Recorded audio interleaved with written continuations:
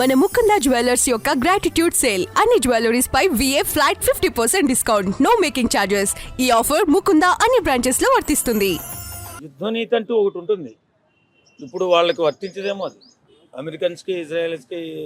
ఇప్పుడు రెండు కంట్రీలు కూడా మనకి స్నేహబంధమైన కంట్రీలే. మనం వాటి గురించి మాట్లాడుకున్నప్పుడు చాలా జాగ్రత్తగా మాట్లాడుకోవాలి. యుద్ధనీతి అంటూ ఒకటి ఉంటుంది. యుద్ధంలో పోరాటం చేయి, ఎదురుగా వచ్చి పోరాటం చేయి, దొంగ దెబ్బ కొట్టొద్దని చెప్పేసి మన సాంప్రదాయం, మనం ఫాలో అయ్యేటటువంటి సిస్టమ్ కూడా. కానీ కొన్ని దుర్మార్గమైన ఎత్తులు వేసి ఆ నీవు వాటర్ లేకుండా చేసి వారిని ఇబ్బంది పెట్టాలని, నువ్వు ఎదురుగారా, చంపుకో, కొట్టుకో, యుద్ధంలో గెలువు, అంతే తప్ప ఇలాంటి నీచమైనటువంటి కార్యక్రమాలు చేయకూడదు. అది ఏ దేశం చేసినా అది తప్పే. ఎందుకంటే మానవ జాతి మనుగడే వాటర్తోనే ముడిపడి ఉంటుంది. అలాంటి వాటర్ లేకుండా చేయాలనే ఆలోచన చేయడమే చాలా దుర్మార్గం. ఖచ్చితంగా అలాంటి దుర్మార్గాలు చేయకుండా యుద్ధనీతిని పాటిస్తే బాగుంటుందేమో అనుకుంటున్నాం. ఏదేమైనా మనకి ఇబ్బందులు లేకుండా మన దేశం పట్ల సానుకూలంగా ఇరాన్ ప్రభుత్వం మనకి క్రూడ్ ఆయిల్ పంపించడం కానీ, మన ఓడలను పంపించడం కానీ చాలా శుభసూచకం. ఎందుకంటే ఈవేళ ఆల్రెడీ ఒక ఓడ వచ్చింది, తర్వాత 2 కూడా బయలుదేరి. ఏదేమైనా రెండు దేశాలు మన పట్ల సానుకూల దృక్పథంతో ఉన్నాయి. ఖచ్చితంగా మన దేశ వారు యుద్ధం ఆపడంలో మన దేశ ప్రభావం చూపుతుందేమో అని నాకు ఆలోచన వస్తుంది. ఖచ్చితంగా నరేంద్ర మోడీ గారు దీని పట్ల స్పందించి చక్కగా వారిద్దరి మధ్యన యుద్ధం ఆగిపోయే విధంగా ప్రయత్నాలు చేస్తే బాగుంటుందేమో అనిపిస్తుంది. రెండు దేశాలు మనకు మిత్ర దేశాలే. ఎవరిని కూడా మనం చెప్పలేము, ఒకరికి సపోర్ట్ చేయలేని పరిస్థితి మంది. అంటే ఇండియన్ ఫారెన్ మినిస్టర్ కూడా ఈరోజు ట్వీట్ చేశారు ట్విట్టర్ లోపల.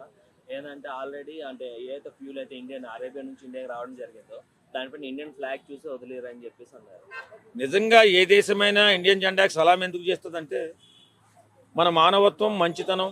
మనం ఎప్పుడు కూడా మన దేశం ఒక దేశాన్ని ఆక్రమించుకోవాలనో, ఒక దేశాన్ని ఇబ్బంది పెట్టాలనో, నాశనం చేయాలనో ఎప్పుడూ కూడా మన దేశం మానవాళి ఉద్భవించినప్పటి నుంచి కూడా మన దేశం ఎప్పుడు కూడా ఒక దేశాన్ని ఆక్రమించుకోవాలని ఆలోచన చేయనటువంటి ఒక అద్భుతమైనటువంటి మెంటాలిటీ ఉన్న దేశం మనది. అంత గొప్ప దేశం, అంత సంస్కారమైన దేశం మన దేశమే. ఇలాంటి యుద్ధాలు ఏదన్నా వచ్చినప్పుడు మధ్యవర్తిత్వం చేస్తే బాగుంటుందని చెప్పి ఇరు దేశాలు ఆలోచిస్తున్నట్టుగా కనిపిస్తుంది. అందుకే మన దేశం పట్ల ఇంత సానుకూలంగా, చాలా అద్భుతంగా వారు మనకు ఉపయోగపడుతున్నారు. అంటే ఇప్పుడు ఇరాన్ ఏదైతే ఉందో మన పట్ల సానుకూలంగా ప్రవర్తించింది కదా, దీన్ని తీసుకొని దృష్టిలో పెట్టుకొని అమెరికా కనుక మన పైకి ఫైర్ అయ్యే ఛాన్సెస్ కూడా ఉన్నాయి కదా.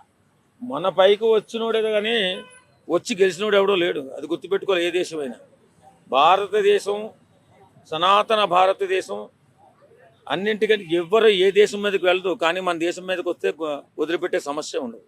ఇప్పుడు చాలా అద్భుతమైన ప్రగతి సాధించినటువంటి భారతదేశం చూస్తే ఏ దేశం కూడా అంత తొందరగా వచ్చేసే అవకాశాలు లేవు. చాలామంది ఊహించవచ్చు, ఎందుకంటే మనం ఒక కొట్లాటకి వెళ్ళాం కదా, అవసరమే లేదు మనకి. ఇప్పుడు ఆయన చెప్పినట్టయితే ఇండియా పైన అదే యుఎస్ఏ ఏమైనా వార్ చేసే అవకాశం ఉందని చెప్పారు కదా. అయితే మొన్నట్లోనే ఎవరైతే అమెరికన్ యుఎస్ఏ ఆఫీసర్స్ బయటకు వచ్చి ఒకసారి చైనాకి మేము సపోర్ట్ చేసి ఇప్పుడు సెకండ్ ప్లేస్ తీసుకొచ్చాం, అలానే ఇంకో తప్పు చేయము, ఇండియాని అయితే ఇంక తప్పించుతామని చెప్తే ఆయన అఫీషియల్గా బయటకు వచ్చి చెప్పారు. అదంతా జరిగే పని కాదు. వాళ్ళు కావాలని ఏదో గొప్పగా మాట్లాడుండవచ్చు. కానీ ఈవేళ ఇండియాకు ఉన్నంత బలం ఇంచుమించు ప్రపంచ దేశాల్లో 4వ స్థానంలో 5వ స్థానంలో ఉంది. త్వరలో మొదటి స్థానానికి వెళ్తుంది. ఎందుకంటే వాళ్ళు చేస్తున్నటువంటి అహంకారంతో యుద్ధాలు చేసుకుంటున్నాయి. ఆ దేశాలు నాశనం అయిపోతే ఖచ్చితంగా మన దేశమే ఆ దేశాల యుద్ధం ఆపే శక్తి వస్తుంది.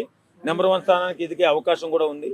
కాబట్టి దీని గురించి ఎవడు ఏ దేశం ప్లాన్ చేసినా మన దేశం ఎప్పుడు కూడా సుసంపన్నంగా, సౌభాగ్యంతో ఉంటుంది. అలాగే మన దేశం కోరుకునేది ప్రతి దేశం కూడా బాగుండాలని కోరుకునేటటువంటి దేశం ఎప్పుడు కూడా పతనం అవ్వదు. ఖచ్చితంగా మన దేశాన్ని ఇబ్బంది పెట్టాలని ఆలోచించే ఏ దేశమైనా సరే నాశనం అయిపోతుంది.